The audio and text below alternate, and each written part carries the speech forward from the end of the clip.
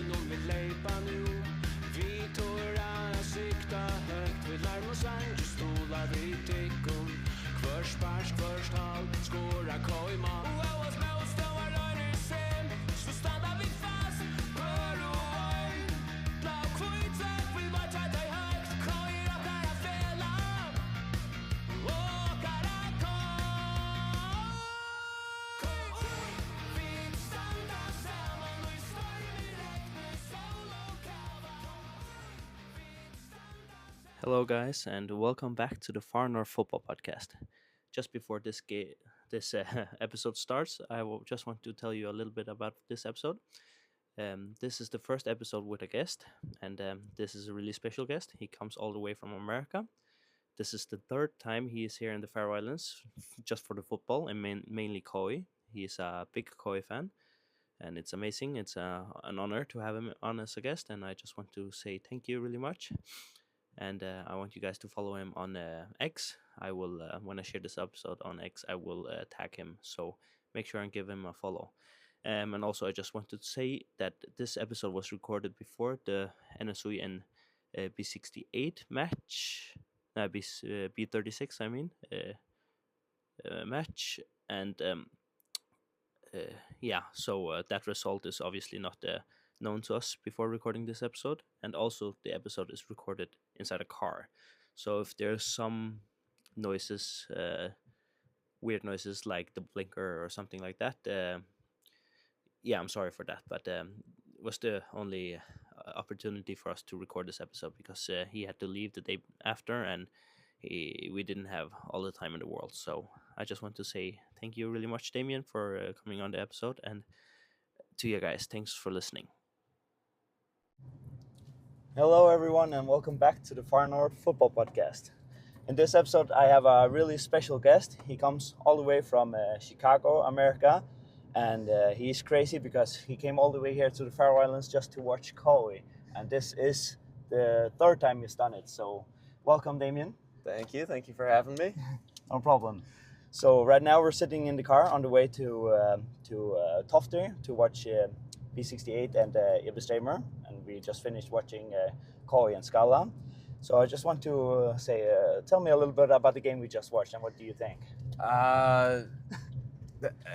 Honestly, where do I even start? Koi need a complete reset in general. You know, the players that they have are so talented compared to the general player pool in the Faroe Islands, but they keep getting bad results. You know, they have not lost a game under Powell yet, but they drop points when it's unnecessary. You know, we already have the same amount of draws this year as we did last year. He's not getting the most out of these players. We have a new signing, Osama Ali. He's been very good, but every other signing he's brought in has just been terrible. It has not panned out, and you sit here, you're thinking, like, when is something going to change? You're sitting back against the worst team in the league when you're supposed to be not only pushing for the league, but pushing for almost a double every year. So you watch the display, no goals, no real attacking threat. The build-up play is kind of just abysmal. You're letting Skala sit on the ball sometimes, and you're just thinking, go press them, go get after it. You want to see something positive here, but there's nothing that that's really positive about the game. Is because they're not used to playing with the ball, and I think that the coach needs to tactically adjust. You know, if you want to play the better teams and you want to sit back and counter, that's fine, but you have to have an answer for when you play a team that you're going to possess the ball for 70% of the game against. And, you know, right now I'm thinking you sack Powell. Yeah, and I think that's crazy actually to have that opinion for a coach who hasn't lost a single game yet. But the football, as you just said, and as we talked about earlier today, is just terrible. And we're playing with such a low tempo and such a low creativity against like a team that just got promoted to the league. And the same against Abe when we also drew 1-1. It needed us 96 minutes to score a goal against Abe, and we didn't score one goal against Skala today. So it's crazy. It's something with the build-up, as we said, because like against HB, we won 2-0, and it was actually a pretty good game.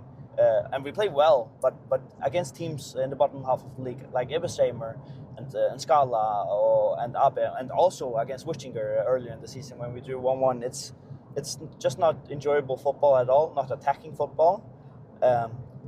Defensively solid, but just not good enough. No, I agree. And I mean, you can play defensive football and be a good team. You know, you take Jose Bortalas in charge of Getafe for an example. You know, he won a match this year without a single shot on goal. Yeah. How the hell you do that, I don't know. But they've been playing like that all season long. They've given up the least amount of goals in the league, I think, minus Barcelona and Real Madrid, but they've also scored the least amount in the league. But they're sitting in a conference league spot right now, and that's exactly where they want to be. You know, it's not the most pretty football, but if it wins you games, you're happy with that. They win against the teams at the bottom, and they put up a really good fight against the teams at the top. If you look at Koi, who are supposed to, you know, win the league or come in second, third, nothing really below that, and you see them draw Abe, you see them draw Skau, you see them, you know, 2-0 against Wushing, or right, 2-0 against Wuschinger, right? We won? No, we won 2-0 against HB recently. You know, we drew 1-1 against Wuschinger. Yeah, you look at those results and you kind of just sit there thinking to yourself, like, what's going wrong here? You know, you beat the better teams in the league.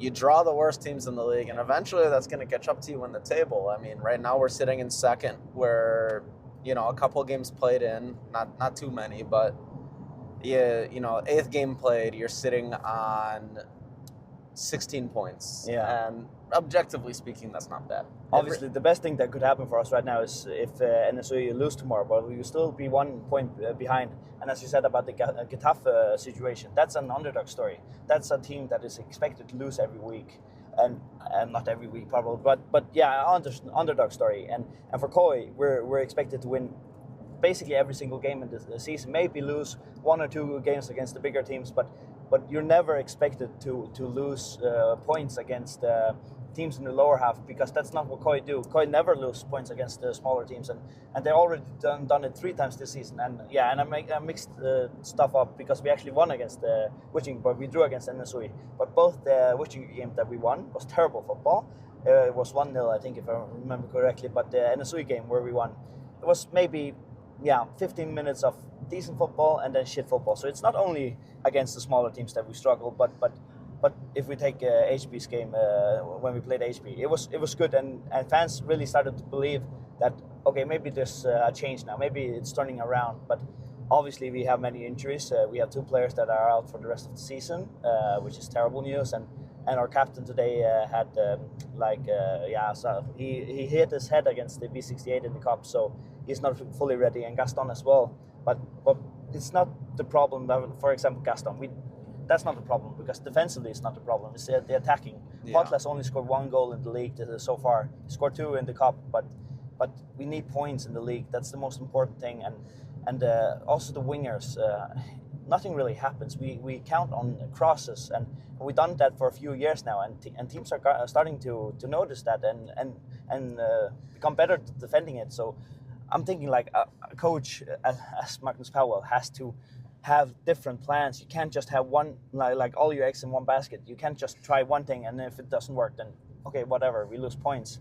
Against it's unacceptable, because Koi is expected to win the league every season, and second place is not good enough, as we saw in 2024 when the coach started to fall out of the title race. He got sacked immediately, because Koi is meant to win maybe 6 out of 7 championships. So, because also we have a really expensive squad. So if we want to pay the wages and continue to grow, we have to get Champions League football almost every single year. So 1 more year like last season where we didn't have a Champions League, it could be catastrophic, and we could basically have to restart from zero. So it's really important that we have to step up, and it's still only now it's 1 point, but if NSU win tomorrow, it's 4 points again, which isn't impossible, because we still got 2 games against NSU. But I just think it's too far away, because we're losing points against smaller teams, and we still have a game against B36 before the second round of the teams start again, and we still have, as I said, two games against Ahope and NSUI, where it's not unrealistic to see us losing more points. Obviously, our squad is big, and I could see us having that advantage when it comes to the second half of the season, that we have a bigger squad depth. But right now there's so many player injured that this depth is actually not that big as it was supposed to be in the beginning. So there's a lot of fans in Koi right now, as you also heard in the game and in the pub after the game, that people are talking about sacking the coach, and that's solely based on the terrible football they're playing and just the result. You have to get the result. If you have to play terrible defensive long ball football, then you have to get the result. Yeah, 100%. And you look at you're talking finances a little bit there. You look at Koi in 2023, we make the Conference League for the first time in Faroese history. We're the first club to ever qualify for a group stage / league stage proper. And based off of that, we get this prize money that we have already pretty much spent and ran out of. We're by far the most expensive team in the league, and there is no way of going around that. But if you don't start getting the results in, you might go through even a financial crisis here, but you have to start selling players. You got to start, and these players, they're not going to be sold to, say, like freaking Manchester United for 70 million. You might be able to sell one for a couple £100,000 at most. Yeah, and that's also the problem, because in Faroe Islands it's not typical to sell players. So yeah, having to sell a player is really uncommon in Faroe Islands, because normally there's a player with a 2-year deal or maybe a 3-year deal and doesn't really get higher than that. So normally they play for all those 3 years, and then they leave for free without renewing their contract, or even go for free while they still have a contract, because the Faroese reputation, the league and the reputation of the league is too small to sell players for a big amount. I'm thinking maybe a player that could be like a potential income in the future is a player like Gaston, who comes from Argentina, because it's a little bit different when you have a player from South America than when you have a player from the Faroe Islands, because the culture, the football culture in South America, it's easier to sell that product. But he's also a key player, so if we have to sell him, we have to get a lot of money so we can use it on other players in the future, Yeah. So basically it boils down to two options. It's, you sell the players that you have established are from, South America, maybe even other spots in Europe. Like I know NSUI have that striker from Poland who could probably sell for a decent amount of money. But when it comes to Faroese players, really only two players come to mind when I think of players that have sold in Europe for a decent amount of money. And one of those players would be Johannes Bjartlid. He was sold to Kazakhstan for, about 500,000? No, did he go for free? Yeah, he did go for free. He went from Koi to Fredrikstad for free. Yeah. And then his contract also expired in Fredrikstad, and then he also went for free. But I think you're confusing with the salary. It's like between 500,000 to 1 million a year in Danish crowns. Yeah, and then you've got the sale of Gaza Devatori. Yeah, exactly. Also, David Reinholm, that plays for Koi now, he got sold to Torino when he was 16 from Hope. I think they got around 35 or 50,000 euros for him, and that's around the same Koi signed him for. To spend 50,000 euros on a 17, now 18-year-old player in the Faroe Islands is kind of crazy, because he doesn't even start every game. He sits on the bench, and today, for example, he came in, didn't really make an impact. He's done some good things when he came in, but not today. Today, the team in general just was terrible. There's no, creativity. So yeah, I don't know. The signings this season have been really bad. As you said, I think Ali, for me, I know some people disagree, but for me, I think he's been okay. He didn't really have a really good game today, but nobody did. So I don't think you really can blame him for that. And also the left back, the Brazilian left back, he has had 2 decent games and 2 terrible games. And today I was like somewhere in the middle. So we need consistency. That's the most important thing, consistency. Yeah, and what it comes down to is we try and build from the middle out to the wings, and the for crosses. midfield has been abysmal. Yeah. The new guy, Hampus Nastrom, Yeah. terrible. He's been a terrible signing. He might be good in a center back role, but as a center mid, he looks lost. He does not look comfortable. I mean, every time he gets pressed, he just passes it back to the defenseman. And when we're trying to build up an attack, it does not do anything. You know, if you want to build off of corners, that's wonderful. But then, you know, you gotta take advantage of every corner kick opportunity. And you also have to get attacks to get the corners. Corners just don't come from the self. You have to get a shot on target or a deflection to even get a corner. And right now, that doesn't really happen because we play around in the middle for 5-10 minutes, get a cross, and the keeper catches it or it's cleared. So yeah, there has to be a better. Something has to change inside the club. I'm not sure if it's the players. I mean, we have one of the most expensive, if not the most expensive, wage bill in the Faroe Islands. Yeah, not even close. It's probably 2 or 3 times bigger than the second most. So yeah, and the most expensive squad in the history of the Faroe Islands, and on paper the best football team ever in the Faroe Islands. And that's why I should say it shouldn't be like a discussion if we're happy with a draw in extra time against Abe. Yeah, it's obviously better than losing, but being satisfied with a draw against any team right now is just.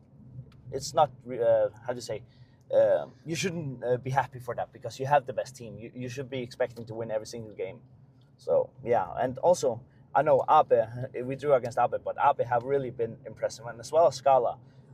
We can't forget that Skala has, through 4 games now, they have 4 points. But those 4 points came from Koi, NSUI, Wuching, and B36, I think. So it's like the top 4 teams.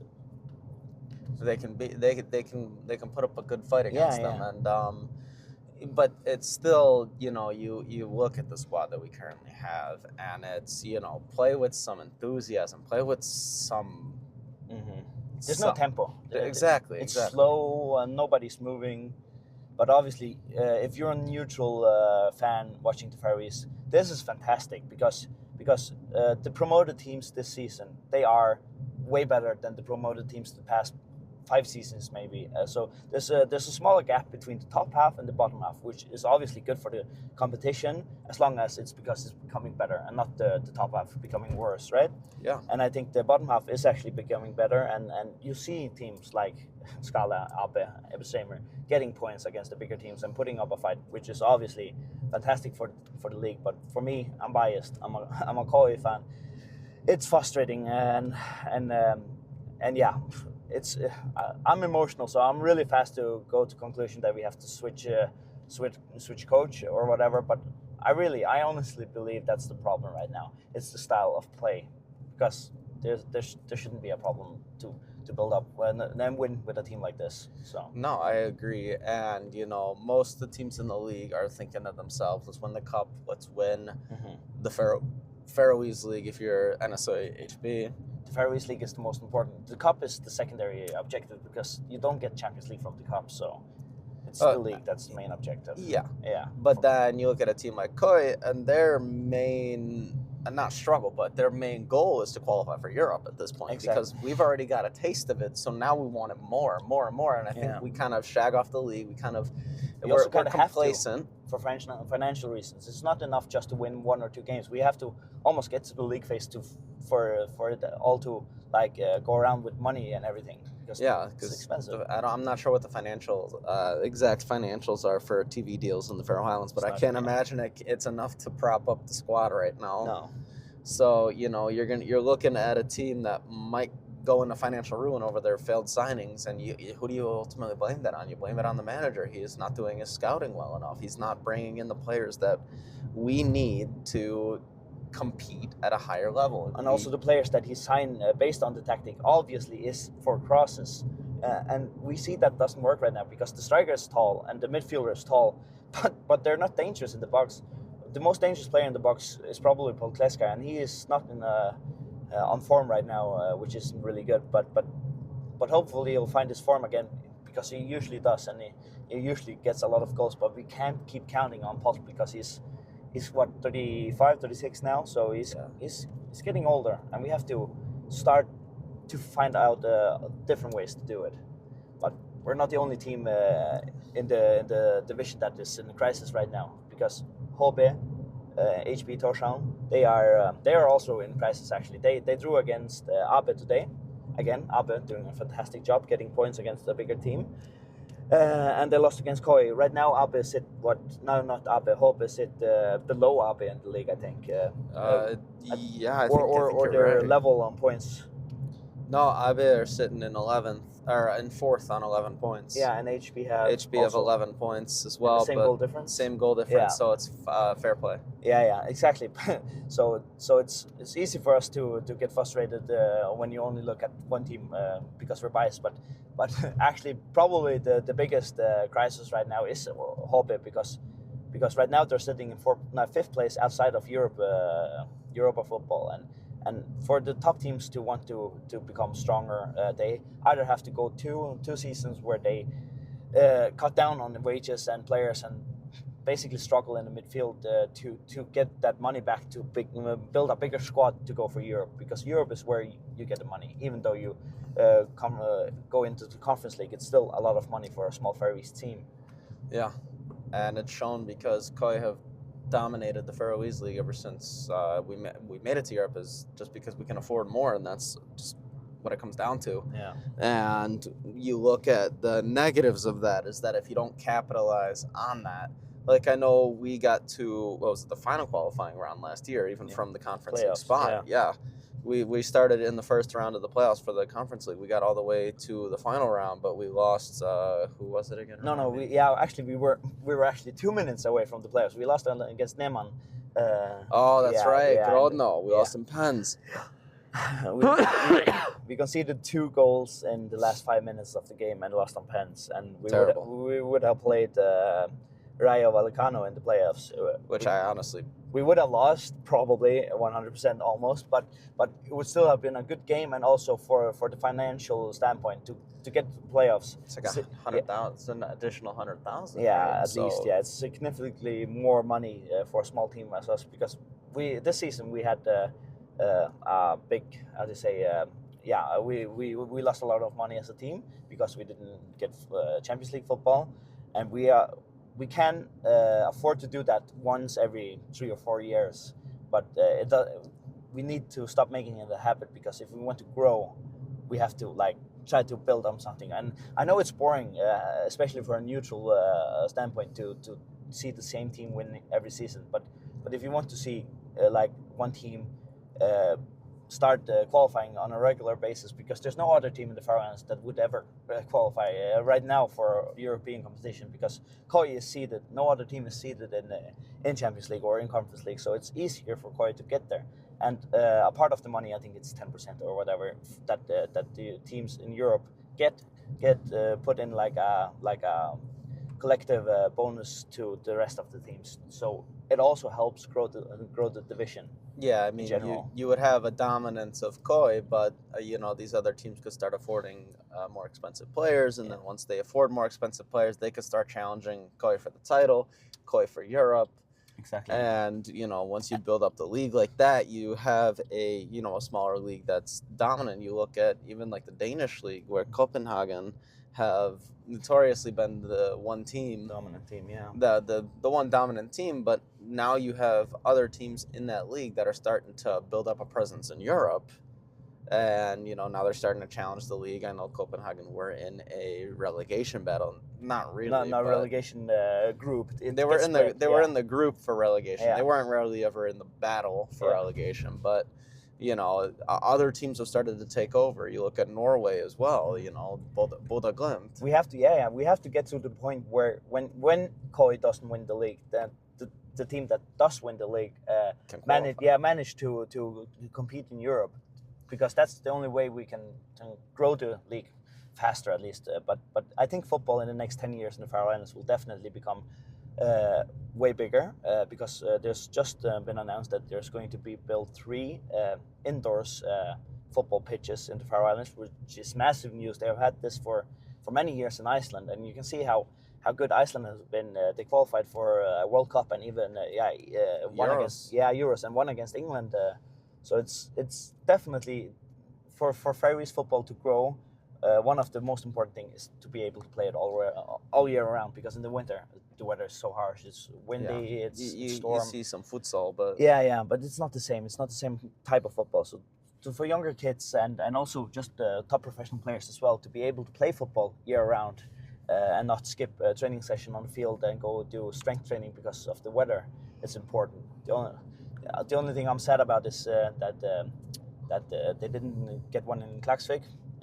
I think there's going to be one in the future, but FSF are sponsoring this project in different areas in the Faroe Islands, and the towns can take the offer and build it, and they have offered like a few millions to build this, which is good, and it will definitely grow the Faroese football in the next 10 years. I'm sure of that. So where are they building right now? Do you know? They didn't start it yet, but they're going to build one in Suðuroy. They already have one small in Suðuroy, but they're going to have one more now, and in Gøta, right next to Witchinger's field, they're going to get one. And and then I forgot where the third one is actually. But wouldn't it probably be in Tórshavn? No, it's not in Tórshavn. That's the problem. There's many people from the capital that are mad about it, because obviously you have to have an indoor football field in the capital, right? There's the most players are in the capital. 27,000 people live in the capital, and there's only 55,000 in total, so almost half. Yeah, you would think that they would build one at Tórshavn. Yeah, it's definitely going to be more in the future, everywhere. But the biggest problem for me is that they don't build the full sizes. The biggest one is, I think, 80 meters long or something, or 70 meters long, which is 30 meters off a standard football field in Faroe Islands. A standard football field in Faroe Islands is about 100 meters in length and 64 meters in width. Yeah. And obviously, it would take a lot more space to build and it would be way more expensive. But you can't really get the same football feel, especially if it's games when you play on a smaller field. You can obviously do practice trainings and everything, and also for smaller kids. But if you want to do to grow the bigger football, when you come in a senior player, you have to have full-size pitches. So we also can have full-size competitions in the winter, maybe small cups, friendly cups in the winter, like they do in Iceland and around the world actually. Norway as well, they have also a lot of indoors, and it's expensive. That is the problem. Nothing is free. So but they will definitely help the national team progress. And as we have seen this year, the national team came really close to getting to a playoff game for the World Cup, which would have been insane actually. I mean, I think they were maybe a VAR decision or two away. Not even like just off of their gameplay. I think they were a VAR decision away from making the playoff. Yeah, we lost 2 games also in the last minutes of the game. If we drew those 2 games instead, you'd be in. Yeah, for the playoffs. Then obviously you get your shit right. Yeah. There will be other teams that we have to beat, but just even to be able to say that Faroe Islands was close to a playoff game is just crazy. Well, because the team that you guys would beat out the playoff spot for is the Czech Republic. Czechia. Mm-hmm. And they qualified, right? They qualified, yes. And on top of that, they played Ireland, which I think the Faroe Islands could have a chance against, to be honest. Yeah, on a good day, and Denmark, which I think that's where you get your shit kicked in. Yeah, but we have played Denmark a few times in recent years, and one of the game we lost in the overtime as well, or the last 5 minutes of the game of a free kick. We got a red card late on the game, and I think they only won 1-0, which is crazy. And we even lost only, I think it was 2-1 away the same year or a year before. So it's not impossible to snatch points off bigger teams. But when you come to a playoff, teams don't take you for granted, like maybe Czechia did when they came here to the Faroe Islands. They took the Faroe Islands for granted because it's Faroe Islands. They're just like, it's a brush off. We're going to win this no matter what. And I think that's also a problem for Koi this season. That I think they just expect that they're supposed to win because it's Skala, it's Ape, it's an easy game, right? And when you don't go fully focused into a game, then you're going to lose. No, I agree. Or lose points. Yeah, you have to be fully focused on every game. You gotta treat every game the same. Is what it comes down to. Yeah. And you look at what Koi put out today, and you just see it, and you're like, yeah, that was terrible. But obviously, everyone listening, I don't suppose everyone is Koi fan. So for you guys, it's obviously good to get a little bit of competition, and I think it's good also. But I don't want it to become an expense of my team. let Hope lose. Let NSU lose. Well, when I was at work watching the Conference League qualifiers last year, I was watching the HJK and SOA match with a friend of mine at work. One of the guys in the IT department loves football, and me and him were both cheering on for NSOA. Unfortunately, we were watching the match where they blew a 4-0 lead and lost 5-4. Yeah, it was in regular time too, right? That was bad. Yeah, we watched that entire game, and we're sitting here thinking to ourselves, we're like, what happened? Fuck is going on? You should just play Simeone ball or something. So, seriously, if you're gonna go up 4-0. Park the bus. Yeah. And if you're going to give up a goal or two, change the tactic up. You don't park the bus for them the whole game if you're getting your shit kicked in. The problem for HJK, they played in Klaksvik that game, their home game, and they got a red card early in the game. But then the other way around, NSU got also a red card early in the game, and that shouldn't happen. You go out on the game, the team talk should be, we go into the box, defend the box, clear every single ball. We don't make any risky challenges. And then we just go for it, right? And it should have been more straightforward than it was, yeah. You should play like Atletico, 8-1-1, and then just, maybe you're going to concede 3 goals. Yeah, but when you defend so hard, it's hard for a team to become frustrated, right? And they want to score faster and everything, and then maybe they will get 1 or 2 goals, but to get 4 goals is, then we'll go extra time. But I don't think that would have been like realistic if NSU just parked the bus. To get a 4-0 loss and come back from that's crazy. That's historic. Yeah. No, it was one of the most impressive comebacks I've ever seen in any sport. And everyone wrote about it, the media as well. Even though it's against a Faroese team, you expect a Finnish team win against a Faroese team. But Koi won against a Finnish team last season. SJK? Yeah. Remember that? Yeah, it's the same season as well. So the Faroese league isn't far away from the standards of Finnish football. No. So you see a comeback like that, you just think, wow. Yeah. Yeah. But so right now we did arrive at the stadium of Toftir, Svengaskar it's called. And we're going to watch the second half of B68 and Ebestramer. So I think we can have a chat up when we come home again. All right, sounds good to me. So Damien, now we just finished watching the B68 and Ebestramer match. What do you think of that match? Honestly, I saw some decent attacking football from both sides. I know Ebestramer tend to sit back more often, but they got a couple of good chances midway through that second half. And we saw Toftir equalize. We left in additional time, so it'll probably end 1-1. Yeah. But it was a good match. And you finally got a goal. First goal this time around in the Faroe Islands. Yeah, no, I've seen 3 matches. 0-0 between B71 and Tibet. 0-0 Skala and Klaksvik, and 1-1 against Ebestramer and Toftir, but we missed the Ebestramer goal. Yeah. So, it was fine. Finally got a goal. Makes spending fucking $2,000 worth it, I guess. $2,000 for 1 goal. So this is actually your 3rd time in the Faroe Islands, right? Yes, it is. First time I came around here, I was here for 6 days, I think. We ended up seeing Koi batter HB 4-0. So tell me a little bit, why do you come to the Faroe Islands? What is the reason? Are you crazy or? You call me crazy, yeah. No, I guess I mean it's not just about the football. Yeah, I love Koi. They're my favorite team now. And I love coming out here just to watch them, but it's also about the scenery of the Faroe Islands. I love to hike as well, and there's a lot of places to do that here. And it's, I live in a city of 3 million. So coming out here it's almost peaceful for the soul. You just kind of sit back, relax, and just life doesn't move as fast. You kind of can enjoy what you're doing as you're doing it. You know, yesterday I went on a hike where for what I thought was like 30 minutes, it was 2 hours, and I was just like sitting and enjoying myself, strolling, enjoying the view, just taking everything in before I have to sit in an office for 8 hours a fucking day. Yeah. So yeah. So peace and quiet, and maybe like cleaning your soul a little bit to get like some time off work. Yeah, and then exactly. also the football, obviously.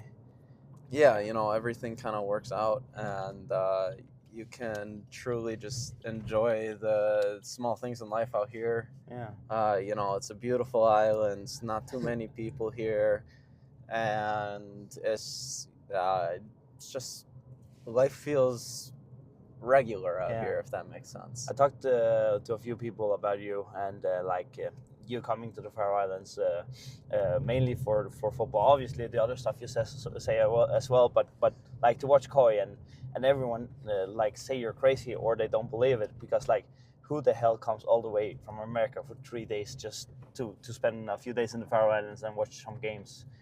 As you said, you were earlier to watch HB and Koi, which was a really good game, and you also were last October for the final of Løgmannsstapet where we beat Vikingur 2-0. Yeah, that was I remember that day. It was great. It was fantastic, and we did a lot. We even went really early to the stadium to prepare. So yeah. what do you like? Where does each trip rank for you, and what is so special about each different one? So honestly, I would rank that first trip I took over here as my number one trip. And that's nothing against like the cup final. I had a blast at the cup final, but you know, your first time ever coming to this island. Yeah. And you get to spend 6 days. My first day I did a Sorfagur, did a hike there, did a couple other things. And we went on a hike as well. Yeah, we went on a hike on, I think, my third or fourth day. Yeah. And then the fifth day I watched Koi play, sixth day I left.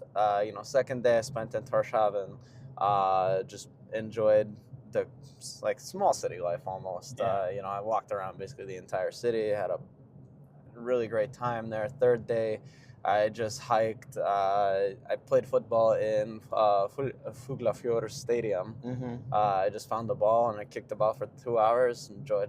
Really enjoyed that. I think, you know, what I appreciated the most about that first trip was just the fact that everything was so just quiet and smooth. Yeah, quiet and easy also. That's the main thing about the Faroe Islands. That's like every football pitch is just open for the public, and most of the time you will find a random football laying there, and you just play with it for a while, and when you leave, you just let it be. Like it's for everyone. Everyone can just go to the stadium. Also in the national stadium, it's open. You can go there and play football. It's like no problem. You would never be able to do that in any of the Premier League teams or anything like that. Yeah, no, and you know and the weather, yeah, it's not the greatest, let's be honest. But I live in a city where this is kind of regular, so it's not that much different. Obviously, it's warmer in Chicago right now than it is here in the Faroe Islands. But you know, last time I was here in April, it was mid-40s, low 50s, and that's about what it was in Chicago at the time. Yeah, but now you're talking Fahrenheit. That's still pretty cold. It's what is it, like maybe 7-8 degrees? Yeah, Celsius? something around there. Yeah, because I'm not too sure what the conversion is, but yeah, 7 or 8 sounds about right. Yeah, probably. Yeah. And Yeah. then also when you like you talk about the weather, it switches all the time. You can have sun one moment, and the next moment you can have a storm, and then maybe a little bit later there's snow. Yeah, it's the same thing in Chicago. I mean, you really just don't know what you're going to get on a day-to-day basis. No. So you take the good days and you enjoy them. Like yesterday was beautiful here. I got to enjoy sun. I mean, obviously it was very cold, but I got to enjoy the sun. I got to enjoy just nice, relaxing day. You know, I didn't do too much. I went to go see Sandoy play against Tebe.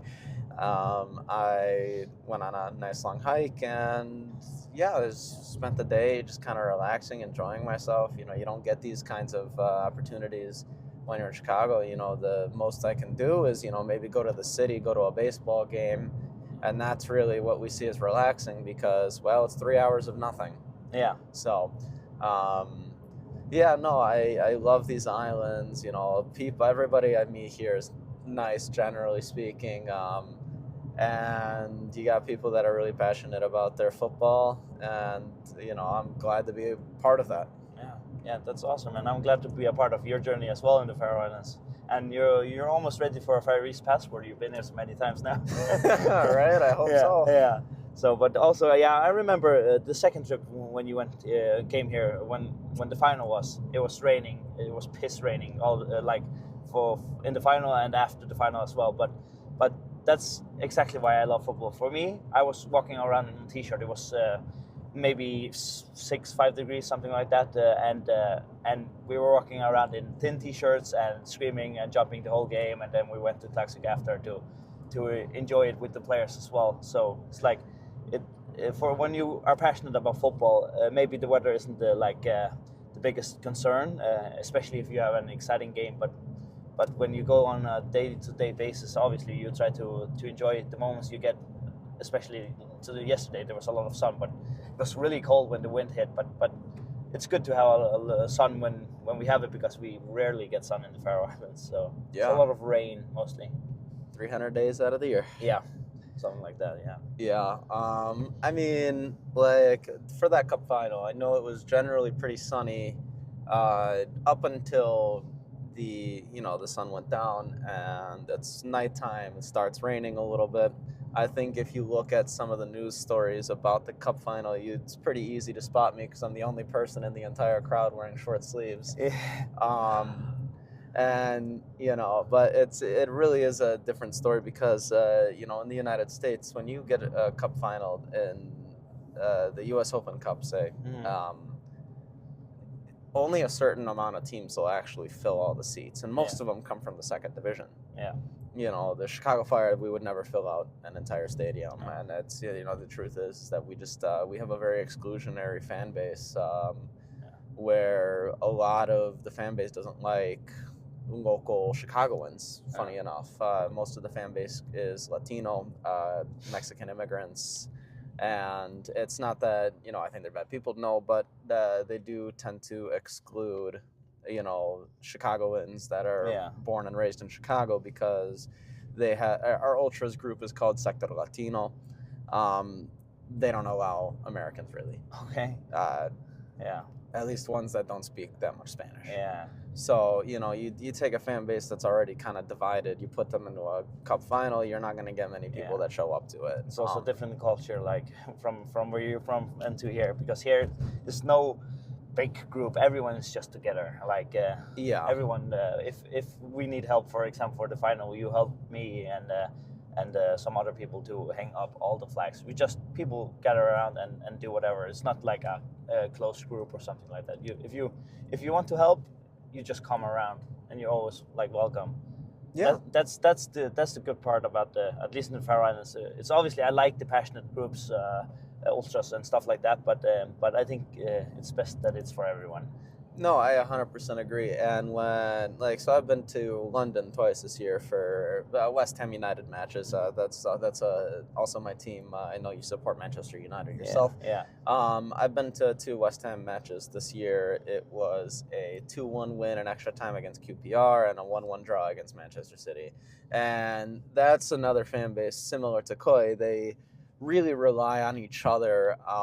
You can see a lot of divide in fan bases across England, but the one that you always kind of see stick together is West Ham, because when we were good, we're talking 2023 Conference League champions, you had everybody in the fan base celebrating, smiling, laughing, being together. And then when I was down in London earlier this year for, say, the Manchester City game, our form has picked up since then, but we're still 18th. We're still in a relegation battle. But you can see everybody the bar that you go to before the game, jam-packed. Everybody's in there supporting the club. And it's, you see a kind of similarity between Koi and West Ham, or just teams in the Faroe Islands and West Ham in general, where you have an entire community backing up this team. Mm-hmm. And it's what makes it so special. Teams like Crystal Palace, teams like Fulham, they also have that kind of support. But when you look at a team like Chelsea, you look at a team like City. City, but United, even Liverpool. you have the local fans who try and almost push out the international fans because they're like, oh, well, we don't want these fans. But whenever I go to West Ham, they're more than welcoming. They're more than like they're like, fuck yeah, you're from Chicago. Yeah. Like, let's go drink, let's go support the team, and then well, when we inevitably lose, let's go have some more drinks and just be happy that we're Just out have fun here together. Yeah. Yeah, exactly. And that's what I think football is really all about. It's about being in the community. Yeah. You know, these players that play for the clubs, I don't believe they play for the owners. I believe they play for the fans. Yeah, exactly. So you know, it's all about passion. That's where, you know, my love for the game comes from, and that's why I don't go to many MLS matches, is because there is no passion from the fans.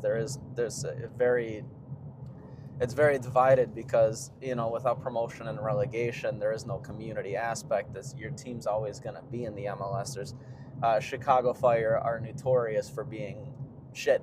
We're terrible. Yeah. We haven't won a trophy since I've been alive.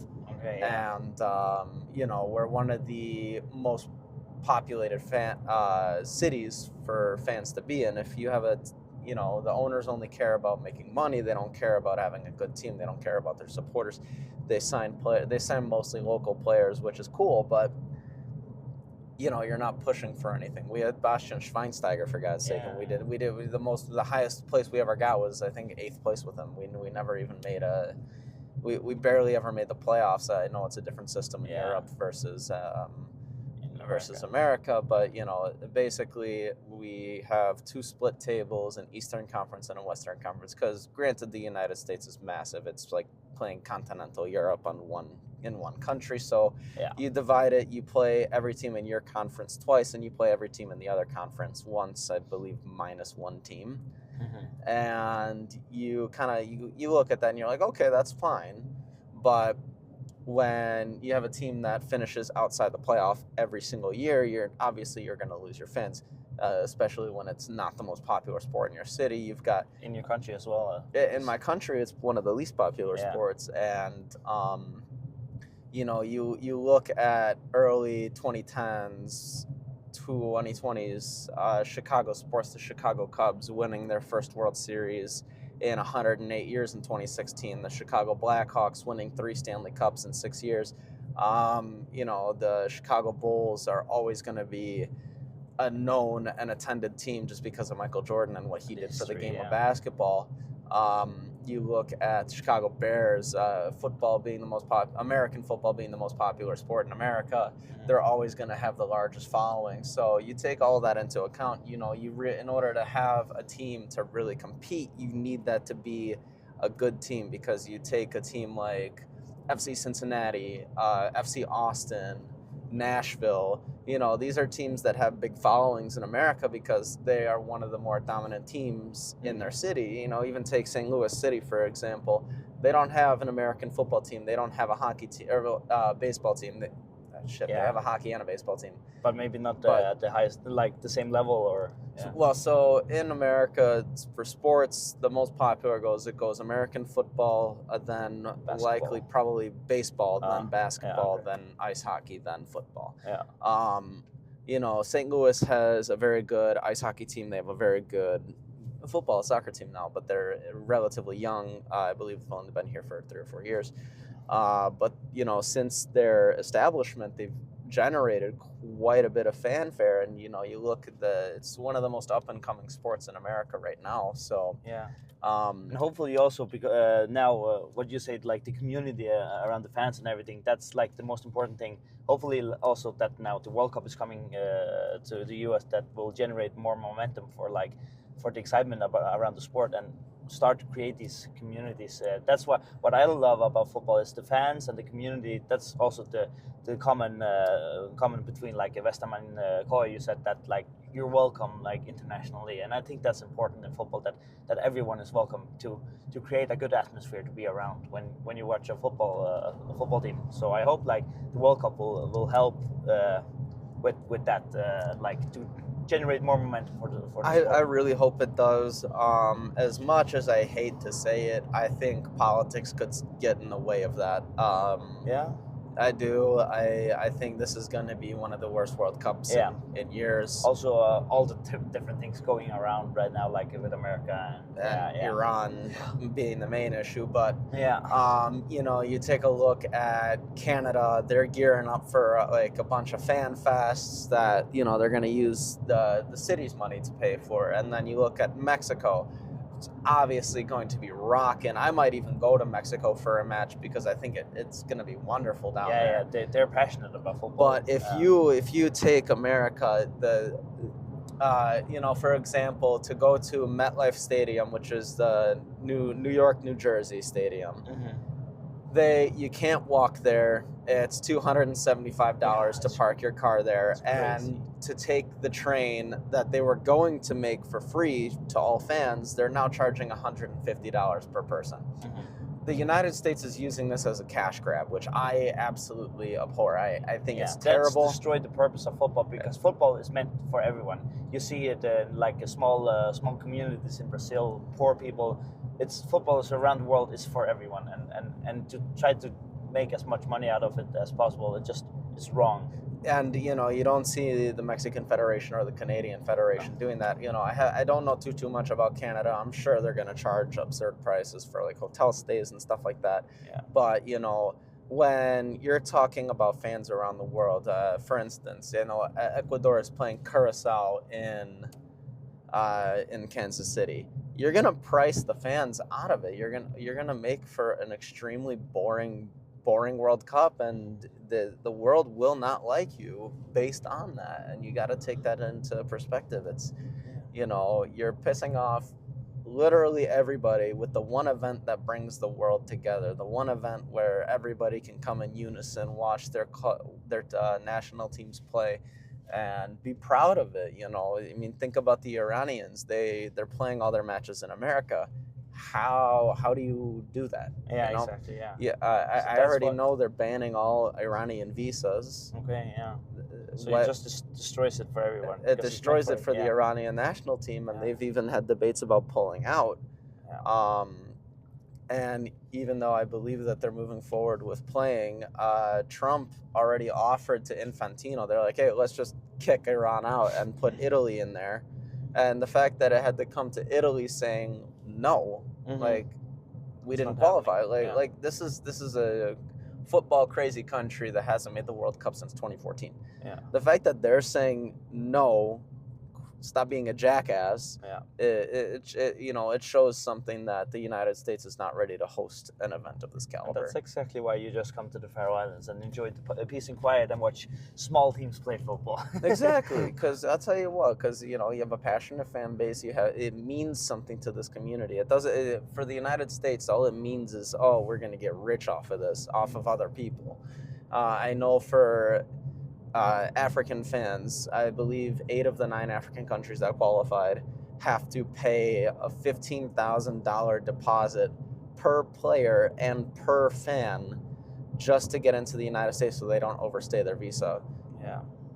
It's ridiculous. It is. And I believe that the United States will fail miserably with this World Cup. It's going to be one of the most unpopular, if not the most unpopular World Cups. It's going to make Qatar and Russia look like they were actually good World Cups. Yeah. And, as much as people say, like, oh, those were good World Cups. Yeah, but by footballing standards. But, you forget the amount of human rights violations that went into Qatar and Russia as well. But with the United States, you're killing the fans. You're not even killing workers, which is kind of fucked to say. But everything with that World Cup, we could be talking about it for hours, obviously. But I'm thinking before we wrap it up, I think we should maybe return to the Faroese division again, and I want to talk about what do you expect for the remaining of the season for the league in general, and maybe also the European games for the different Faroese teams, but also where do you see KOI at the end of the season? So right now it really depends for KOI. Are they gonna switch their style of play? Not necessarily their manager. Maybe we are being a little hasty on getting rid of him. But if there isn't a swift change, we're talking in the next couple of games he will get sacked. And I believe that come the end of the season, Koi will win one trophy. I'm not sure if it'll be the cup or the league, but the league is the most important. The league is the most important, but the problem is that we're already in a bad spot. Yeah. And we're in the semifinals against NSU, so that will also see where we Really match up stand. against them, because we will play 2 legs, so 1 away and 1 at home. So it's obviously when you play over 2 legs, most of the time it is the better team that gets to the final. Yeah. Because when you play 1 game, it can be 1 decision or 1 lucky goal or something like that. But over 2 legs, it's most of the time the best team that wins. So that would be a good test to see where are Koi right now, and are they actually not strong enough to compete against NSU this season, or is it maybe the problem that we have to learn how to play against weaker teams that are like parking the bus against us? Because it is different to play against HB, for example, who wants to attack against us and has the ball probably the same amount as we do, because that's a different type of football where you press more. But when you have the ball for, let's say, 70% of the game, you are the team that have to start the attack from scratch. And also, it's hard to go on counterattacks, because a counterattack, you need the other team to attack first. And when they don't attack, it's hard. So you have to break through the defense. So I can see why it's really hard for Koi right now, but maybe things change. The goals have dried up, that's for sure. But at the end of the season, I do see Koi winning the league again. Yeah, especially with squad depth as well. I do believe that NSU probably beat us in the cup, though. I will be honest. I don't see us winning the cup this year. And the only reason is we're just going to be too stretched. That's my reasoning. But we have a potential of a HB and Koi final. That would be exciting. That'd be a lot of fun. Yeah. Yeah, obviously, I hope that we do get to the cup final. But obviously, I'd much rather win the league. Yeah, if I had to choose one, I couldn't care less about the cup. Yeah. But I do believe that Koi do make the conference league this year. Mm-hmm. I believe that they are strong enough, especially in the back, to qualify for Europe this year. It's also a different type of football. I think Koi right now, the way Koi play would be way more suited to a more underdog role than what we're in the progress of playing right now. Right now we're as I said, doing better with teams that are matching our level. As far as where Koi managed to get, if they do qualify for Europe, because in my opinion, I think they qualify for the Conference League. Obviously, I'm a little bit biased, but we should get past the first round of the Champions League relatively easily, and we're seeded as well. And then from there, that'll be the issue. We only need one from there. Yeah. I do believe that we win that first matchup, though. I hope we draw some San Marinese team that we beat the brakes off of. But that's also the thing, that you also have to get lucky with which teams you draw, because even though we're seeded, we can get teams from Sweden and Norway, which are obviously the standard is higher, even though they're unseeded. But not in the first round. I think they start in the second round. So luck is always a big part. Yeah, Lord knows we could draw Celtic. Yeah.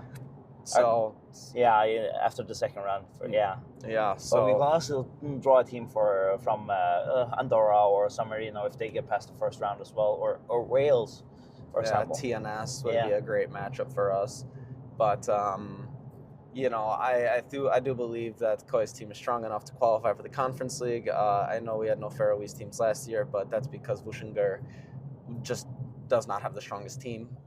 They kind of shockingly won the league last year, or 2 years ago. Yeah. But it's weird because we win the league and then the Conference League and all the European competition starts. So it's like a year back basically. But I do believe that Koi are strong enough to make it out of that first round. Then you only need one. Yeah. And I do believe that maybe we don't win the second Champions League one. But if we can get the Europa or the Conference League playoff legs, I think that we're strong enough to make it this year. But I think it depends on the morale of the team, because I know the players on the team, not personally, but the type of players, and they're winners. When something doesn't go as they want, they obviously get frustrated in the mat, and that can affect the morale of the team. And as everyone knows, a good morale in a football team is really, really important. And also the trust in the manager as well. So if they start losing the trust in the manager because of the way they play, for example, then it could be hard to get a result in Europe, even though we're seeded. So it depends on where do we go from now, from this game against Scala? Where are we going to be the next 3 or 4 matches? So yeah, and I mean Conference League qualifiers start when? in July, July, right? yeah. So it's a way off, and also they get a little break before that. But it's important for us to start start getting better result and playing better football, because it's fast for the support. When the supporters start losing hope, the players also start losing hope. Yeah, and I think that we will start to see results change. I think that the players won't let this stand. I don't think the manager will either. I think they're going to change something. But I said that after the Ape game, and then we had a great game against Hope, and I was like, okay, things are turning around now. We're actually beginning to play decent football. But then this game, so I don't know. I have no idea where we are, because again, I'm getting so frustrated even talking about it, because a team like Scala, we should never be losing against them. So yeah, I mean you got to take the good and you got to take the bad, and I do believe that the players, drawing 0-0 against the worst team in the league, I do think that's kind of a wake up call, about as big of a wake up call as you can get. Yeah. So I don't really to be honest, I still think and hope that we will be able to win the league, and I still believe, but I think every point from now on is really important. We can't afford to lose many more points, especially when we're actually now needing to chase the lead, when we're behind on 1 goal and 1 game in hand for NSU. So if they win, it's 4 points again. So for us, losing more points this season is going to be expensive, especially when we start going to Europe. So yeah. So, but 100%. I still see us winning the league. That's my belief, and also the squad that we talked about. So I'm hoping. So I'll just say thank you, Damien, for first of all coming back to the Faroe Islands and watch football with me. I always enjoy when you come, and I hope you come back again soon, hopefully for a HB Koi final. That would be awesome. That would be awesome. But if not, maybe we'll see each other in Europe, because I'm going to Denmark to study, and maybe it's easier for me to go to away games in European games. Yeah, the plan is to go to at least 1 playoff game. I know we at least have 3, so I can plan on it pretty well. Yeah. And hopefully we draw some team in the Czech Republic, because that would be fun. Yeah, go to Prague or something. Exactly. Go to Prague. Just take a train to the game. Fuck staying in Almalok. Go to Prague for a couple of days. That sounds like a great time to me. But Damien, thank you really much for coming on the Far North Football Podcast, and it was a pleasure to have you here. Yeah, thanks. I really appreciate it. It's always fun chatting with you, and I'm glad that I could finally make an appearance on the podcast. Yes.